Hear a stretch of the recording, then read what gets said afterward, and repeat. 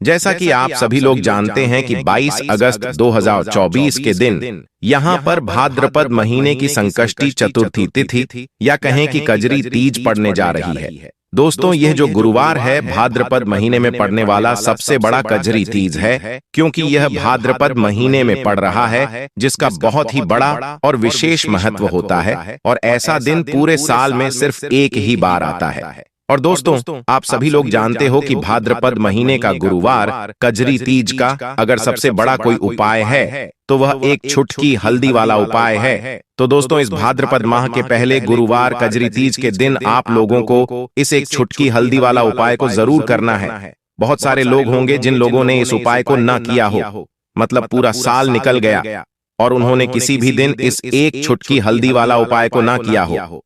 पर दोस्तों, आपके पास एक आखिरी मौका बचा हुआ है, जो कि 22 अगस्त भाद्रपद महीने का गुरुवार कजरी तीज के दिन का। तो इस दिन आप लोगों को इस वाले उपाय को जरूर कर लेना है, भले ही आपने पूरे साल भर अभी तक इस उपाय को ना किया हो। पर अगर आपने इस भाद्रपद महीने के गुरुवार कजरी तीज के दिन अगर इस वाले उपाय को कर लिया तो आपको इस उपाय को करने का वह फल मिलेगा जिसकी आपने कभी कल्पना भी नहीं करी होगी। इसीलिए आप लोग इस वाले उपाय को एक बार जरूर कर लेना, ताकि आप लोगों के हाथ से यह मौका ना जा सके और आपको इस उपाय को करने का फल संपूर्ण रूप से मिल सके। दोस्तों, यह उपाय हल्दी से जुड़ा बिल्कुल नया उपाय है, जिसे कि पंडित जी ने अपनी अभी की ही शिव महापुराण की कथा में बताया है। जिस उपाय को आज हम आपको बहुत अच्छे से समझाने वाले हैं, इस वीडियो को देखने के बाद इस उपाय को समझने के लिए आपको कोई और वीडियो को देखने की जरूरत नहीं पड़ेगी। तो चलिए दोस्तों, उपाय को शुरू करते हैं। देखिए, यह भाद्रपद महीने के गुरुवार चतुर्थी तिथि कजरी तीज का जो दिन है, यह इतना खास होता है, इतना महत्वपूर्ण होता है। देखा है, कभी कभी बड़े बड़े पूज पाठ अनुष्ठान से जो मनोकामना पूर्ण नहीं होते, वह भाद्रपद महीने के दिन एक छोटे से उपाय करने से ही आपकी मनोकामना पूर्ण हो जाती है। और बहुत सारे लोगों ने इस उपाय को किया भी है और उनको इस उपाय को करने का फल भी जरूर मिला है। अगर आप लोग भी इस उपाय को करना चाहते हैं तो आप इस उपाय को पहले अच्छे से समझ लेना, सुन लेना, उसके बाद करना। आपको इस उपाय का फल जरूर मिलेगा और इस उपाय को कर लेने से आपके घर में चाहे किसी भी प्रकार की दुख और समस्या क्यों ना चल रही हो, आपको उसका कारण भी नहीं पता है कि भाई यह समस्या किस कारण से चल रही है। उसका कुछ भी कारण हो सकता है, जैसे पितृदोष हो सकता है या किसी भी तरह का मंगल दोष भी हो सकता है। तो इस दिन आप लोगों को एक छुटकी हल्दी वाला उपाय कर लेना है। यह एक ऐसा उपाय है जिस उपाय को अगर किसी विशेष दिन पर किया जाए तो भाई उस विशेष दिन का जो फल है वह तो हमें मिलता ही मिलता है। पर हमने उस दिन पर इस उपाय को किया है तो हमें उससे भी बड़ा फल मिलता है, और फल बहुत जल्दी मिलता है, क्योंकि आप इस उपाय को बहुत ही बड़े और विशेष दिन पर कर रहे हो। तो चलिए अब उपाय के बारे में बात करते हैं, लेकिन उससे पहले आप लोगों को यह जानना आवश्यक है कि आखिर यह उपाय किस समय करना है, किसको करना है और कैसे करना है। तो चलिए हम आगे आपको वीडियो में एक एक करके बता देते हैं। लेकिन उससे पहले अगर आप लोग हमारे चैनल पर नए हैं तो हमारे चैनल को सब्सक्राइब कर लेना और इस वीडियो को लाइक करके कमेंट बॉक्स में श्री शिवाय नमस्तुभयम ओम नमः शिवाय जरूर टाइप कर देना। तो दोस्तों, इस छुटकी हल्दी वाला उपाय को हमें इस गुरुवार कजरी तीज के दिन कैसे करना है, किसको करना है, किस समय करना है और कहां पर करना है, ये सारे सवालों के जवाब आपको इस वीडियो में मिल जाएंगे। और जो यह वीडियो देखेगा भाई, उसको एक छुटकी हल्दी वाला उपाय जरूर करना चाहिए, क्योंकि इस दिन हल्दी का भी बहुत ही बड़ा और विशेष महत्व होता है। और जब बात आ जाए एक छुटकी हल्दी की, तो यह सोने पर सुहागा वाली बात हो जाती है और यह एक बहुत ही बड़ा उपाय हो जाता है इस भाद्रपद गुरुवार कजरी तीज का। तो अब दोस्तों, इस एक छुटकी हल्दी वाला उपाय को आखिर करना किसको है, सबसे पहले हम लोग वह बात जान लेते हैं। तो देखो, घर की जो बड़ी माताएं बहनें होती हैं, उन माताओं बहनों में से कोई भी एक बड़ी माता बहन इस वाले उपाय को कर सकती है। और दोस्तों, अगर आप चाहे तो अपने घर में से सभी सदस्यों को भी इस उपाय को करवा सकते हैं। अगर किसी व्यक्ति की खुद की कोई मनोकामना है, खुद की कोई दुख और परेशानी है जो कि वह अपने लिए ही करना चाहता है इस वाले उपाय को, तो वह खुद अपने लिए भी कर सकता है। बाकी अगर कोई घर में से ऐसा है जो कि अपने पूरे घर परिवार की सुख और शांति के लिए यह वाला उपाय करना चाहता है, तो भाई वह भी कर सकता है। उसमें भी कोई दिक्कत वाली बात नहीं है। कहने का मतलब यह है कि इस उपाय को हर एक सदस्य भी कर सकता है और पूरे घर परिवार के सदस्य के लिए घर की बड़ी माताओं बहनों में से कोई एक माता बहन भी कर सकती है। माताएं बहनें अगर घर में उपस्थित ना हो या वह यह वाला उपाय न कर पा रही हो, तो फिर घर का कोई बड़ा सदस्य भी इस एक चुटकी हल्दी वाला उपाय को कर सकता है, चाहे फिर वह पुरुष ही क्यों ना हो। उसमें कोई भी दिक्कत वाली बात नहीं है। एक चुटकी हल्दी वाला उपाय को आखिर इस उपाय को हमें किस समय करना है, सुबह के समय करना है कि शाम के समय करना है? तो देखो, इस वाले उपाय को आप लोग सुबह के समय भी कर सकते हो और शाम के समय प्रदोष काल में भी कर सकते हो। अब अगर आप पूछो कि भाई सबसे उत्तम समय कौन सा रहेगा इस एक चुटकी हल्दी वाला उपाय को करने का, तो हम आपसे बस यही कहेंगे कि इस उपाय को आप शाम के समय करेंगे तो ज्यादा बेहतर होगा, है ना। शाम के समय प्रदोष काल में इस उपाय को करने का विशेष महत्व होता है। तो अब दोस्तों, जो अगली सबसे बड़ी और महत्वपूर्ण बात आती है वह यह आती है कि सुबह अगर हम उपाय को करेंगे तो हमें कितने बजे से लेकर कितने बजे तक के बीच में करना है, और शाम के समय प्रदोष काल में करेंगे तो हमें कितने बजे से लेकर कितने बजे के बीच में करना है। तो देखो, सुबह जितनी जल्दी हो सके आप उपाय को करने की कोशिश करना। बाकी अगर किसी कारणवश लेट भी हो जाओ, थोड़ी देर भी हो जाए, तो 10 या 12 बजे तक भी आप उपाय कर लेना, पर 12 बजे से ज्यादा देरी ना हो, ठीक है। इस बात का ध्यान रखना। उसके बाद में दोस्तों, अगर शाम के समय प्रदोष काल की बात करें, प्रदोष काल का जो समय होता है वह शाम के 6 बजे से शुरू हो जाता है। मतलब शाम के 6 बजे से लेकर 7 बजे के बीच का जो समय होता है, यह समय प्रदोष काल का समय होता है। पर अभी जो मौसम चल रहा है, इस मौसम में जो है शाम बहुत देरी से होती है, तो आप इस उपाय को 7 या 8 बजे के बीच में भी कर सकते हो। मतलब शाम के 6 बजे से रात 8 बजे के बीच में आप कभी भी इस वाले उपाय को कर सकते हो। उसमें कोई भी दिक्कत वाली बात नहीं है। तो देखिए, जिस घर में लड़ाई झगड़ा होता है, कोई किसी से आपस में ही घर के सदस्य लड़ते झगड़ते हैं, उनके घर में हमेशा पैसे की कमी होती ही होती है, क्योंकि कभी भी ऐसे घर में पैसा नहीं आता है, क्योंकि ऐसे घर में कभी भी माँ लक्ष्मी का वास नहीं होता है। अब जैसे ही घर से आप लड़ाई झगड़े को दूर करते हैं, घर से क्लेश को दूर करते हैं, वैसे ही आपके घर में पैसा आना भी शुरू हो जाता है।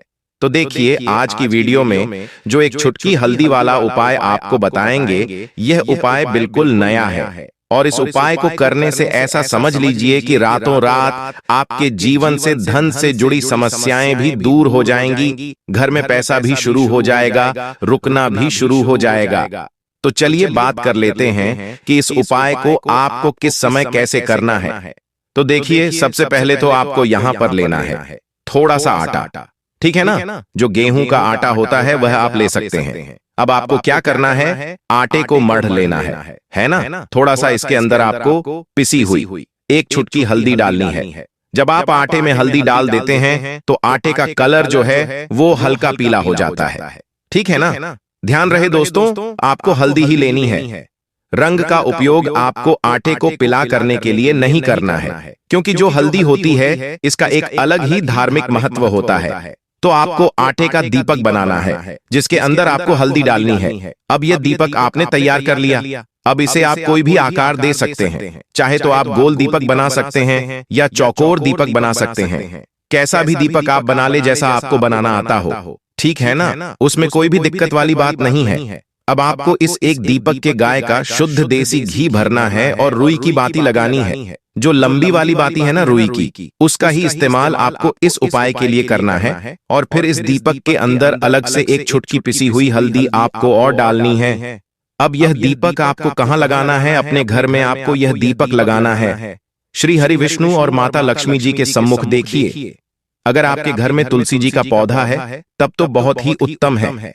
आप यह दीपक जो है तुलसी जी के पौधे के पास लगाएंगे। अगर आपके घर में तुलसी जी का पौधा नहीं है, तब यह दीपक आपको श्री हरि विष्णु के सामने लगाना है अपने घर के मंदिर में, और यहाँ पर आपको एक मंत्र बोलना है, ओम नमो भगवते वासुदेवाय। अब देखिए, यह जो आटे का दीपक आपने लिया है ना, आटे का दीपक जो होता है यह आपके घर में कभी भी अन्न और धन दोनों की कमी नहीं होने देता है, क्योंकि यहाँ पर जब आप आटे का दीपक लेते हैं तो इससे आपको अपने जीवन में मां अन्नपूर्णा का आशीर्वाद आपको मिलता है, क्योंकि मां अन्नपूर्णा ही हम सभी को अन्न देती हैं। हमारे रसोई घर में जो अन्न का भंडार भरा रहता है वह मां अन्नपूर्णा की ही कृपा होती है। तो देखिए, हर व्यक्ति चाहता है कि उसके पास इतना अन्न हो कि वह खुद भी अपने घर का खर्चा कर सके, अपने घर के जितने भी सदस्य उनके जीवन को चला सके। और हम तो यही चाहते हैं कि हम कभी भी किसी भी व्यक्ति से एक रूप उधार ना लें, बल्कि दूसरे लोगों को पैसा दें, न दूसरे लोगों की जरूरतों को पूरा कर पाएं। तो यहाँ पर सीधे सीधे में अन्नपूर्णा का आशीर्वाद मिल जाता है। दूसरी चीज कि जब आप हल्दी डालकर आटे का दीपक जलाते हैं तो श्री हरि विष्णु के साथ साथ मां लक्ष्मी की कृपा आपको मिलती है। अब मां अन्नपूर्णा का आशीर्वाद मिल गया, मां लक्ष्मी की कृपा मिल गई, श्री श्री हरि विष्णु का आशीर्वाद मिल गया हल्दी से। आपका गुरु ग्रह मजबूत हो गया। और हल्दी वाला दीपक अगर तुलसी जी के पास पौधे के पास जला दिया तो यह तो और भी उत्तम है। फिर तो आपको अधिक से अधिक धनवान बनने से भी कोई नहीं रोक पाता है, क्योंकि तुलसी का जो पौधा होता है यह श्री हरि विष्णु को सबसे प्रिय होता है। जैसे ही आप तुलसी के पौधे के पास अगर हल्दी का दीपक लगाएंगे या जलाते हैं, अगर घर में है ना, घर में ना हो तो मंदिर में भी लगा सकते हैं। जाकर तो ऐसा समझ लीजिए, रातों रात ही आपके जीवन में चमत्कार का काम कर देता है। अगर आपके घर में तुलसी जी का पौधा नहीं भी है, तब भी आप कोशिश करें कि घर में एक तुलसी का पौधा आप जरूर लगाएं। वैसे तो सभी के घर में होता है, जिनके घरों में नहीं है वह अपने घर के मंदिर में इस दीपक को लगा दें। तो देखिए, हल्दी वाला जो दीपक होता है यह आपके घर से सबसे पहले तो ग्रह क्लेश जो मां अन्नपूर्णा भी प्रसन्न हो जाती हैं। तो यह एक दीपक ऐसा समझिए कि हर दिशा से आपको लाभ ही लाभ देता है, सुख समृद्धि आपके घर में बढ़ाता है, गृह क्लेश को दूर करता है। दूसरी चीज, अगर आपके घर में कहीं भी नेगेटिव एनर्जी है, नजर दोष है, कोई भी ऊपरी शक्ति है ना, जो आपको परेशान कर रही है, आपके घर में पैसा नहीं आने दे रही, आपके घर में लड़ाई झगड़ा जिस वजह से हो रहा है वह भी आपके घर से दूर हो जाता है, क्योंकि हल्दी के पास एक ऐसी शक्ति होती है जिसके वजह से जहां भी हल्दी होती है, थोड़ी सी भी हल्दी अगर आपके घर में कहीं रखी है, वहां पर कभी भी कोई बुरी शक्ति नेगेटिव एनर्जी प्रभाव नहीं डाल पाती है। ऐसी चीजें हल्दी से दूर रहती हैं। इसीलिए जब हम कोई शुभ काम करते हैं उसमें हल्दी सबसे पहले लेते हैं, तो यह महत्व होता है हल्दी वाले एक दीपक का। अच्छा, अगर आप हल्दी का दीपक अपने घर के मुख्य दरवाजे पर भी लगा देते हैं तो यह भी बहुत उत्तम होता है। आटे का दीपक बनाएं और घर के मुख्य द्वार पर भी लगाएं। अगर मुख्य द्वार पर लगाते हैं तो इससे क्या होता है कि आपके घर में निरंतर पैसा आता है, प्रतिदिन आता है, हर महीने आता है, हर साल आता है, बढ़ता चला जाता है। कभी भी आपके धन में, आपके पैसे में कमी नहीं होती है, क्योंकि मुख्य द्वार से ही मां लक्ष्मी आपके घर में प्रवेश करती हैं। और देखिए, सबसे पहले मां लक्ष्मी की नजर जो पड़ती है वह आपके मुख्य दरवाजे पर ही पड़ती है, और मुख्य द्वार पर ही आप हल्दी का दीपक लगाते हैं तो वह प्रसन्न होती हुई आपके घर में आती है, क्योंकि हल्दी जो है यह श्री हरि विष्णु से जुड़ी है। और मां लक्ष्मी स्वयं कहती हैं कि मैं वहां रहती हूं जहां श्री हरि विष्णु होते हैं।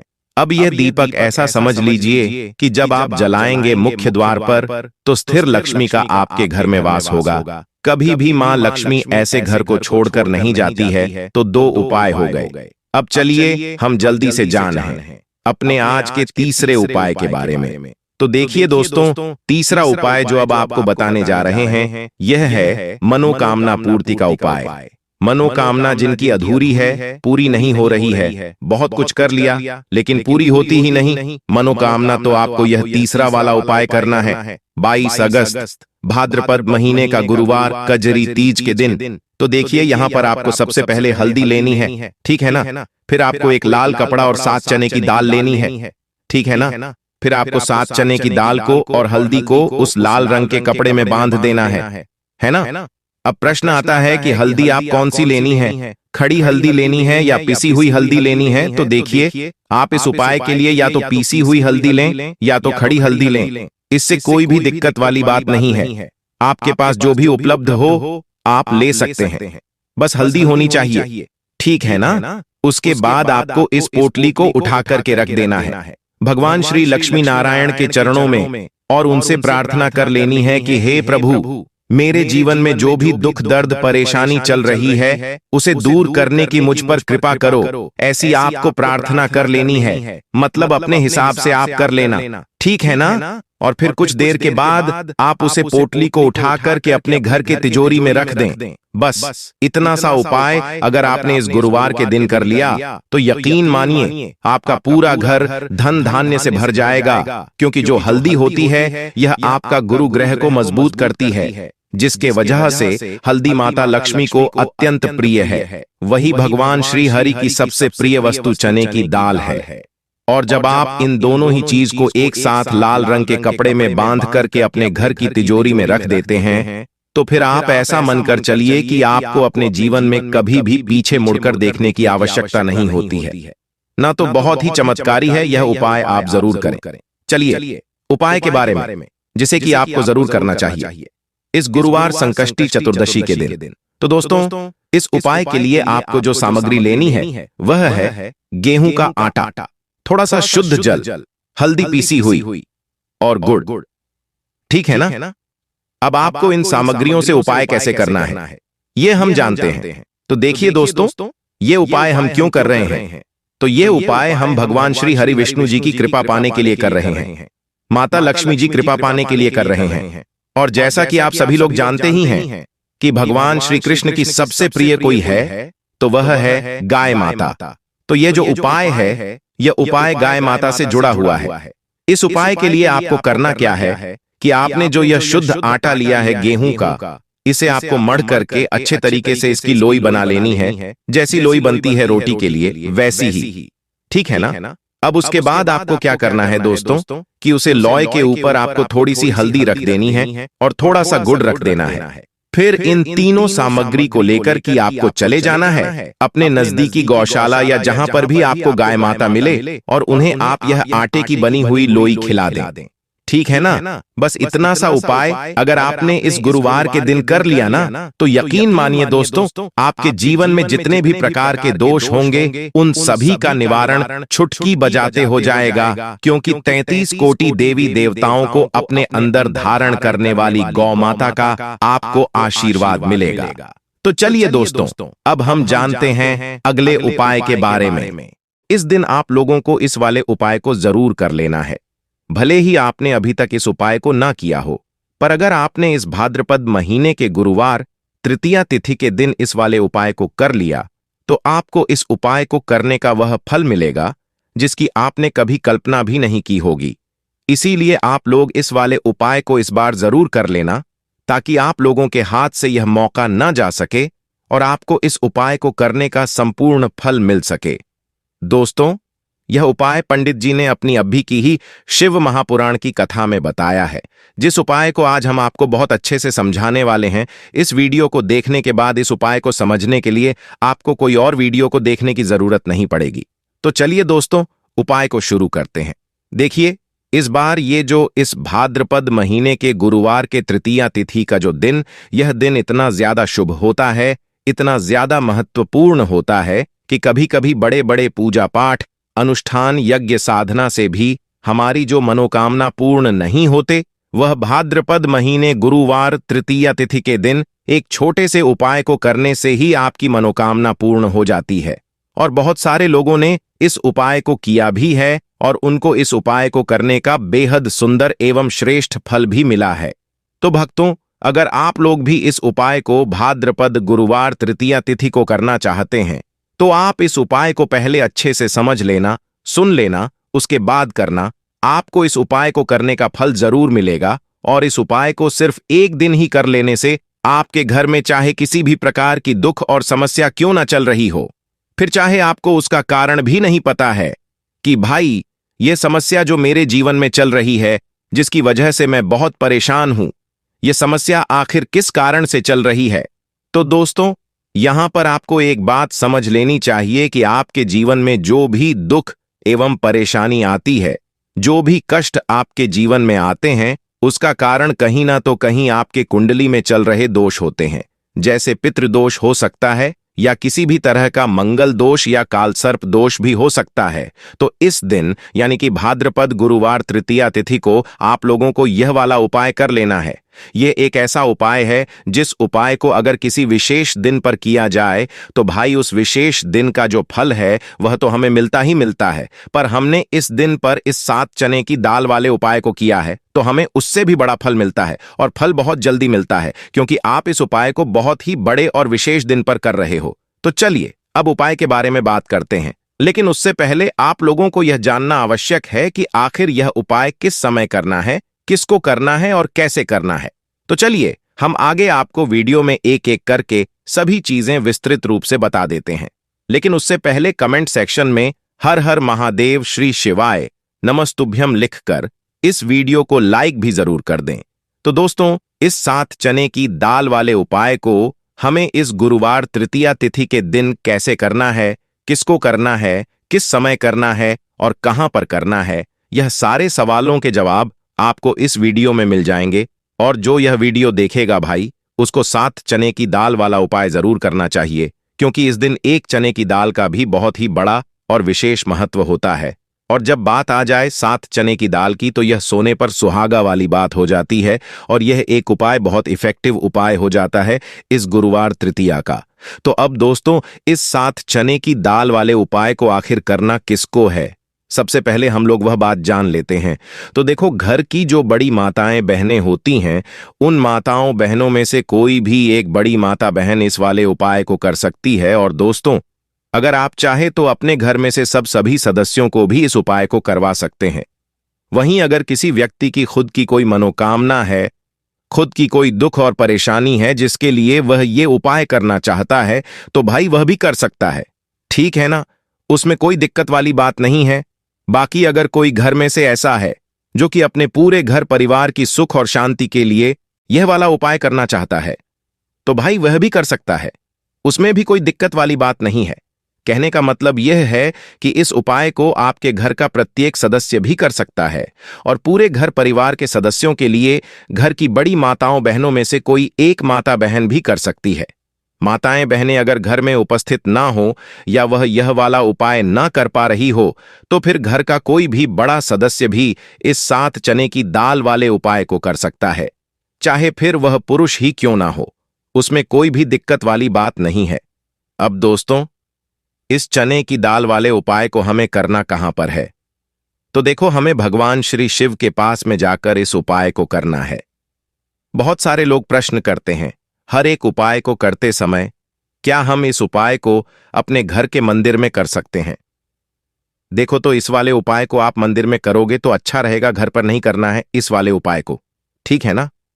उसके बाद में दोस्तों, जो अगला प्रश्न निकल कर आता है वह यह आता है इस उपाय को लेकर कि आखिर इस उपाय को हमें किस समय करना है, सुबह के समय करना है कि शाम के समय करना है।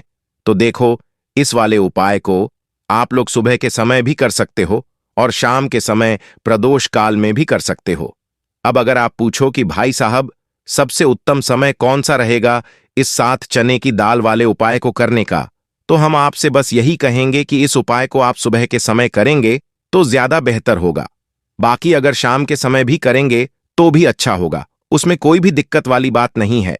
तो अब दोस्तों, जो अगली सबसे बड़ी और महत्वपूर्ण बात आती है वो यह आती है कि सुबह अगर हम उपाय को करेंगे तो हमें कितने बजे से लेकर कितने बजे तक के बीच में करना है, और शाम के समय प्रदोष काल में करेंगे तो हमें कितने बजे से लेकर कितने बजे के बीच में करना है। तो देखो, सुबह जितनी जल्दी हो सके आप उपाय को करने की कोशिश करना।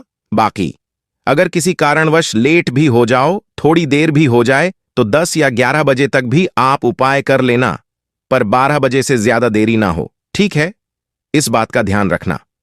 उसके बाद में दोस्तों, अगर शाम के समय प्रदोष काल की बात करें, प्रदोष काल का जो समय है होता है वह शाम के 6 बजे से शुरू हो जाता है। मतलब शाम के 6 बजे से लेकर 7 बजे के बीच का जो समय होता है, यह समय प्रदोष काल का समय होता है। पर अभी जो मौसम चल रहा है, इस मौसम में जो है शाम बहुत देरी से होती है, तो आप इस उपाय को 7 या 8 बजे के बीच में भी कर सकते हो। मतलब शाम के 6 बजे से रात 8 बजे के बीच में आप कभी भी इस वाले उपाय को कर सकते हो। उसमें कोई भी दिक्कत वाली बात नहीं है, परंतु गुरुवार तृतीया तिथि के दिन कोशिश करना कि समय के अंतर्गत ही कर लो। पर यदि किसी कारणवश ना कर पाओ तो थोड़ा देरी से भी कर सकते हो। आपको इस उपाय का फल जरूर मिलेगा। सबसे पहला उपाय विशेषकर आपको 7 चने की दाल से करना है। तो इस उपाय के लिए आपको मात्र 7 चने की दाल लेना है। इसी के साथ में आपको एक तांबे के पात्र के अंदर शुद्ध जल लेना है और इन दोनों सामग्री को लेकर के आपको भगवान शिव के मंदिर में पहुंच जाना है। गुरुजी ने बताया है कि यह उपाय आप सुबह से लेकर शाम तक किसी भी समय कर सकते हैं। देखो दोस्तों, आपके पास ये जो 7 चने की दाल है, सबसे पहले तो उन पर आपको थोड़ा सा जल डाल करके उन्हें गीला कर लेना है। अब इस चने की दाल को आपको अपने सीधे हाथ की हथेली पर रखना है और आपके जीवन में जो दुर्भाग्य चल रहा है, आपके जीवन में जिन भी कार्यों में आपको रुकावट उत्पन्न हो रही है, जिन भी कार्य में आप बार बार असफल हो जाते हैं, तो आपको प्रार्थना करनी है, हे महादेव, मुझे इन सभी कार्यों में सफलता प्राप्त हो तथा मेरे जितने भी कार्य अटक रहे वह सभी कार्य आपकी कृपा दृष्टि से परिपूर्ण हो। और यह 7 चने की दाल आपको भगवान शिव के शिवलिंग पर समर्पित कर देना है, बृहस्पति शवर महादेव का मन में स्मरण करते हुए। ठीक है ना? किनका स्मरण करते हुए? तो बृहस्पति शवर महादेव का मन में स्मरण करते हुए गुरु जी ने कहा है कि जो भी व्यक्ति गुरुवार तृतीया तिथि के दिन इस प्रकार से चने की दाल समर्पित कर देता है शिवलिंग पर, उसके जीवन से सारा दुर्भाग्य दूर हो जाता है। अब दोस्तों, अंत में जो एक जल का पात्र है आपके पास, इसे भी आपको भगवान शिव की शिवलिंग पर अर्पित कर देना है और श्री शिवाय नमस्तुभयम इस मंत्र का जाप करते हुए बस इतना सा उपाय करना है और आपके जीवन का जितना भी दुर्भाग्य है वह सभी दूर होगा। अब दोस्तों, हम बात करते हैं अगले विशेष उपाय के बारे में। यह उपाय विशेषकर आपकी जो भी मनोकामनाएं हैं उन्हें परिपूर्ण करने वाला है। यदि आपको ऐसा लगता है कि आपने कई प्रकार के उपाय कर लिए हैं लेकिन महादेव अभी तक आपकी जो मनोकामना है उसे परिपूर्ण नहीं कर रहे हैं, तो आपको यह उपाय जरूर करना है। देखिए, इस उपाय को करने के लिए मात्र आपको एक गुड़ का टुकड़ा लेना है। इसी के साथ में आपको एक तांबे के पात्र के अंदर शुद्ध जल लेना है। देखिए, गुरुवार के दिन यदि हम गुड़ वाले जल से उपाय करते हैं तो बहुत ही चमत्कारी माना जाता है और इससे जो हमारा बृहस्पति ग्रह है वह भी मजबूत होता है, क्योंकि गुड़ भगवान बृहस्पति की सबसे प्रिय वस्तु है। इसीलिए गुरुवार तृतीया तिथि के दिन इस उपाय को आपको जरूर करना चाहिए, क्योंकि यदि बृहस्पति हमारा मजबूत होता है तो हमें कभी भी जीवन में धन संपदा की कमी नहीं होती है। हमारे जीवन में जो दुर्भाग्य होता है वह भी सौभाग्य में बदल जाता है। तो देखिए दोस्तों, इस उपाय के लिए आपको एक गुड़ का टुकड़ा लेना है, एक तांबे के पात्र के अंदर शुद्ध जल लेना है और इन दोनों सामग्री को लेकर के आपको भगवान शिव के मंदिर में पहुंच जाना है। अब दोस्तों, इसे गुड़ के टुकड़े को आपको उससे जल के पात्र के अंदर डाल देना है और गुड़ से युक्त जल आपको तैयार कर लेना है। आप इस जल को आपको भगवान शिव की शिवलिंग पर अर्पित कर देना है। श्री शिवाय नमस्तुभ्यम इस मंत्र का जाप करते हुए और बृहस्पति शवर महादेव का मन में स्मरण करते हुए जो भी व्यक्ति गुरुवार के दिन इस प्रकार से यह गुड़ वाला जल समर्पित कर देता है शिवलिंग पर, उसके जीवन में कैसी भी कोई भी मनोकामना होगी वह हमारे महादेव परिपूर्ण कर देते हैं। तो आपको मनोकामना पूर्ति के लिए यह छोटा सा और सरल सा उपाय भी अवश्य ही करना है। अब दोस्तों, हम बात कर लेते हैं तीसरे विशेष उपाय के बारे में। देखिए दोस्तों, इस उपाय के लिए आपको मात्र एक तांबे के पात्र के अंदर शुद्ध जल लेना है। इसी के साथ में आपको 11 चावल यानी कि अक्षत के दाने लेना है। देखें, चावल के दानों को लेते समय आपको ध्यान रखना है कि यह कहीं से भी टूट हुए या फिर खंडित नहीं होने चाहिए। इसी के साथ में आपको थोड़ा सा पीला चंदन भी लेना है। अब देखो दोस्तों, सबसे पहले तो इन सभी सामग्रियों को लेकर के आपको पहुंच जाना है भगवान शिव के मंदिर में। देखिए दोस्तों, सबसे पहले तो आपके पास जो चावल के दाने हैं उनमें आपको यह पीला चंदन थोड़ा सा डाल देना है और उन चावल के दानों पर आपको थोड़ा सा जल डाल करके उन्हें गीला करना है, यानी कि उन चावल के दानों को आपको पीला कर लेना है। इसी प्रकार सबको इन चावल के दानों को तैयार करना है, यानी कि यह जो चावल के दाने हैं स्वर्ण के समान हो चुके हैं। और यह जो आपने चावल के दाने स्वर्ण के समान जो तैयार किए हैं, इन्हें आपको भगवान शिव के शिवलिंग पर समर्पित कर देने हैं, बृहस्पति शवर महादेव का मन से स्मरण करते हुए। देखो, गुरुजी ने बताया है कि जो भी व्यक्ति पीले चंदन से युक्त इन चावल को तैयार करके शिवलिंग पर गुरुवार के दिन इस प्रकार से समर्पित कर देता, उसके जीवन में जितना भी दुर्भाग्य है वह सभी दूर होने लगता है और जीवन की जो दरिद्रता है उससे भी उसको मुक्ति मिलने लगती है। अब दोस्तों, अंत में जो आपके पास एक तांबे के पात्र के अंदर जल है, इसे भी आपको भगवान शिव के शिवलिंग पर अर्पित कर देना है। श्री शिवाय नमस्तुभयम इस मंत्र का जाप करते हुए और बृहस्पति शवर महादेव का मन में स्मरण करते हुए देखिए, यह सभी उपाय छोटे छोटे हैं, लेकिन इनका जो फायदे हैं वह बहुत ही अधिक और श्रेष्ठ होते हैं। बस इन उपायों को कर लेने से आपके जितने भी कार्य हैं वह सभी सिद्ध होते चले जाएंगे। आपके जितने भी कार्य में रुकावटें आ रही हैं वो सभी दूर होती जाएंगी।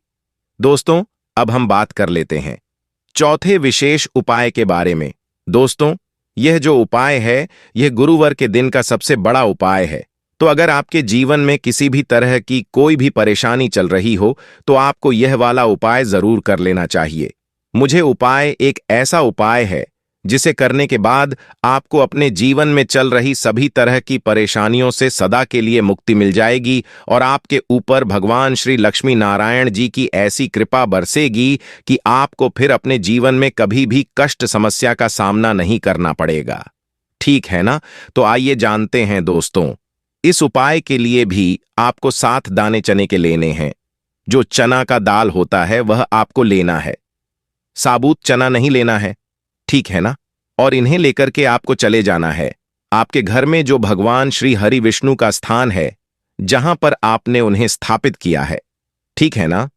अब बहुत सारे लोग यह कहेंगे कि हमारे घर में श्री हरि विष्णु जी की कोई तस्वीर या फोटो नहीं है, तो हम क्या करें? तो दोस्तों, इस परिस्थिति में आपके पास भगवान श्री हरि विष्णु की जो भी अवतार हैं, यानी कि रामकृष्ण किन्हीं की भी अगर फोटो या प्रतिमा है, आप उनके सामने इस उपाय को कर सकते हैं, ठीक है ना? तो आपको करना क्या है कि आपको 7 दाने चने के दाल को लाल कपड़े में बांध करके भगवान श्री हरि के चरणों में रख देना है और उनसे ये प्रार्थना कर लेनी है कि हे श्री हरि विष्णु, आप मेरे जीवन से दुख तकलीफ दर्द करता गरीबों को मिटाने की कृपा करें और मुझे अपना आशीर्वाद दें। मैं आप ही का बच्चा हूं, है ना? मतलब इस प्रकार से आपको अपने हिसाब से प्रार्थना कर लेनी है और फिर इस चने की दाल की पोटली को आपको कुछ समय तक वहीं रहने देना है। फिर कुछ समय के बाद, ठीक है ना, अगले दिन नहीं, उसी दिन थोड़े समय बाद आपको इस पोटली को उठा करके अपने घर की तिजोरी में रख लेना है। बस इतना सा उपाय करने से ही आपके जीवन में जो भी दुख एवं परेशानी होगी उसका निवारण संपूर्ण रूप से हो जाएगा।